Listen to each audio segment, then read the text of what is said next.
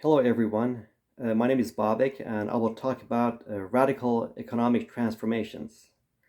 Well, we all want better living conditions for ourselves and others, but sometimes subconsciously we feel that this objective is not achievable because of the perception of having limited energy and material resources. However, a sustainable and circular economy requires us to develop diverse clean energy resources. Uh, it requires us to extract more material from mines, to recycle and recover resources from a landfill, and to free up more land for real estate, vegetation, and agriculture.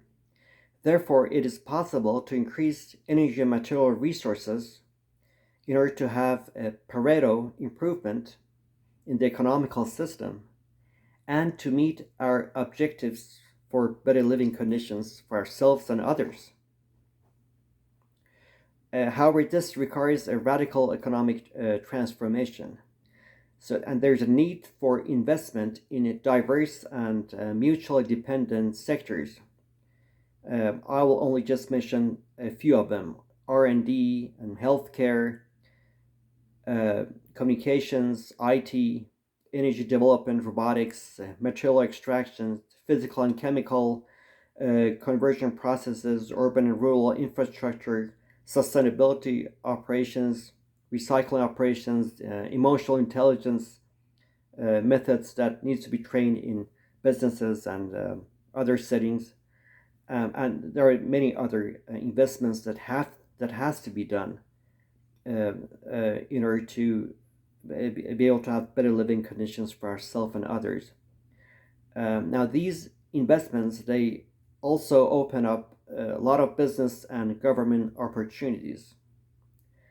And now, if these investment, if they undergo net present value analysis and the analysis is positive, then private investments, loans, and equities and venture funding can be used for to implement these positive net present value business plans or projects.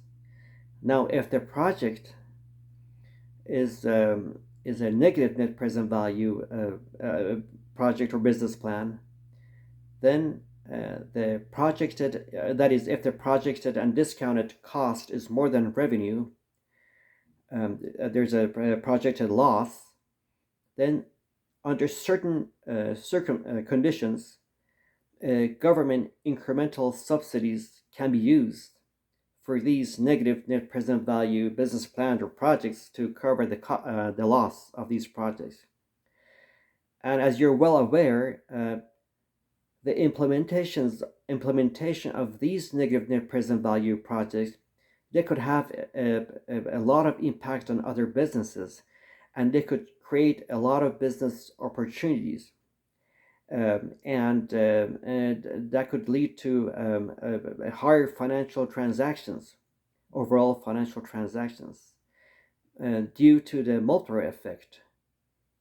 Now, this financial transaction multiplier effect could be enhanced by the phenomena of random induced demand for products and services.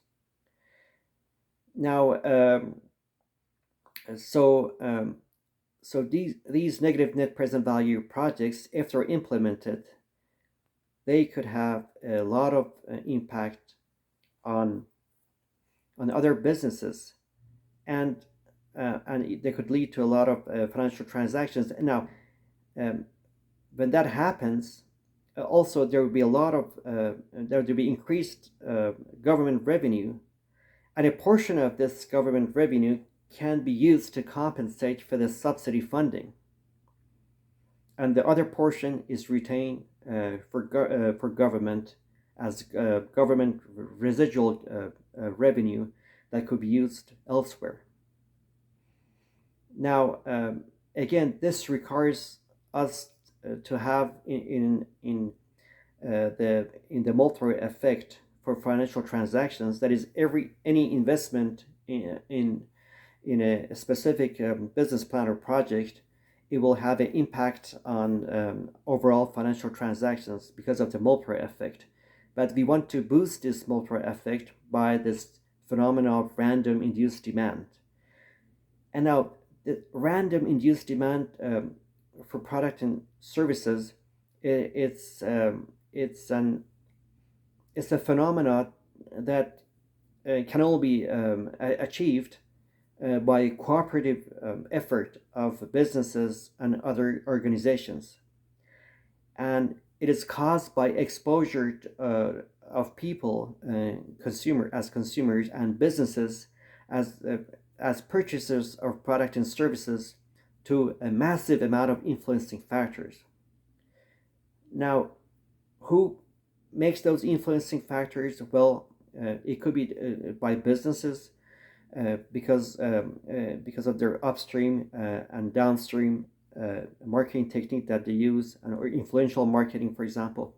And also, it could be the influencing factor could be generated by emotional intelligence tools that are promoted in businesses and schools, family, and other social settings.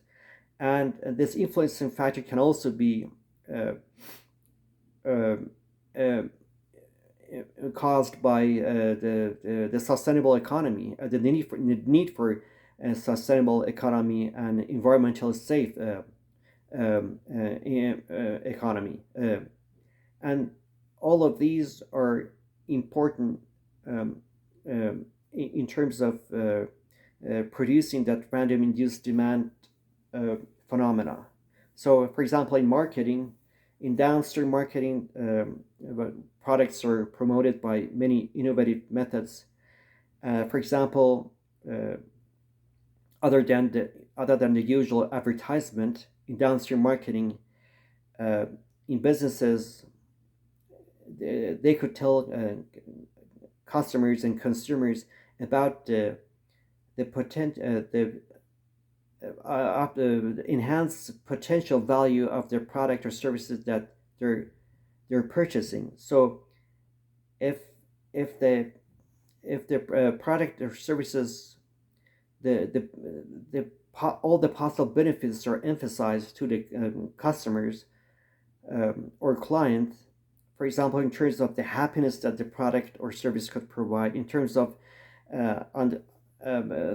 all of the impact that it could have on, like, in terms of motivational trigger that could be caused by purchasing product and services. If all of the possible effect that purchasing a product could be conveyed to the client or customer, and that will have that would be like a strong influencing factor, and it would have a lot of impact on the client or consumer in their overall decisions in society, in terms of their attitudes. And in upstream marketing, obviously the product or services, they're modified to meet the requirement of the client or customers. In influential marketing, the transaction path between the target business and the client, or between the client and their clients, are investigated, and if there are obstacles, a lot of influencing factors can be used to somehow try to resolve those obstacles. So all of these, and again, in emotional intelligence, that also is a contributor to as an influencing factor in terms of promoting positive emotions in the workplace, in school, in family, and other places.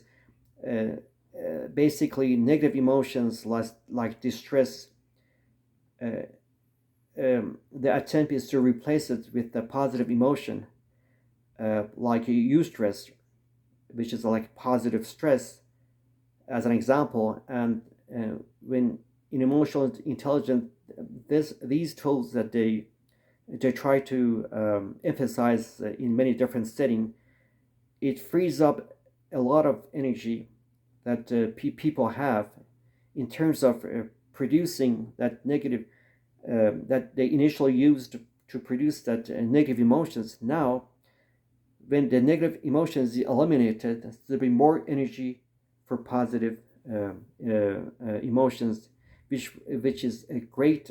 These are a great influencing factor for the that random induced demand for product and services, that the phenomena, and also about sustainable economy and the the need for a sustainable economy. That also helps people as and businesses as consumers and of purchasers. All of them, all of these, they give hope for better future because of the promotion of sustainable economy. They have a better hope for future, so their buying attitude will definitely be different. So now in random induced demand for product and services, the demand is induced. It could be induced by random causes and impulses. The purchases could be triggered by positive emotions. It could be due to exposure to a lot of influencing factors. It could be due to sudden changes in trends.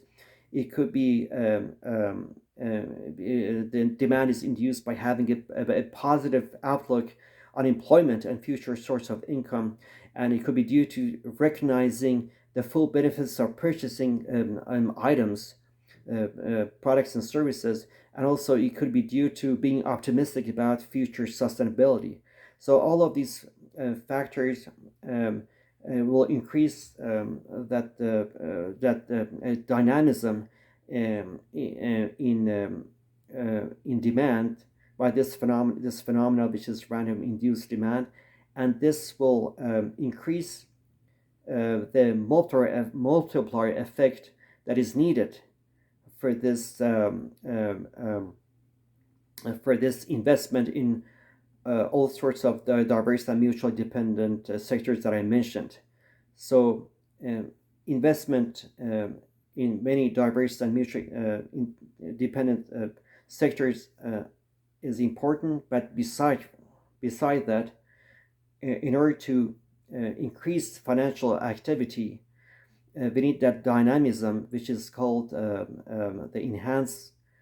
It is called random induced demand for products and services, which will definitely enhance this multiplier effect and increase the overall financial transactions that we require to be able to reduce scarcity of material and resources, that is, increase the energy and material resources, and to be able to fund negative net present value project and business plan. These negative net present value project and business are critical, and they have been neglected in the past, but now, because of the increasing government revenue, if you go through this path, then we can a portion of this government revenue can be used to compensate for this for the subsidy funding, and still have a lot of money left for the government for other uses. So again, investment and also this cooperative activity of influencing factors, they're both needed in order to make radical economic transformations and to have better living conditions for ourselves and others, and to increase energy and material resources. Well, thank you for listening to my presentation, and I hope you enjoyed it.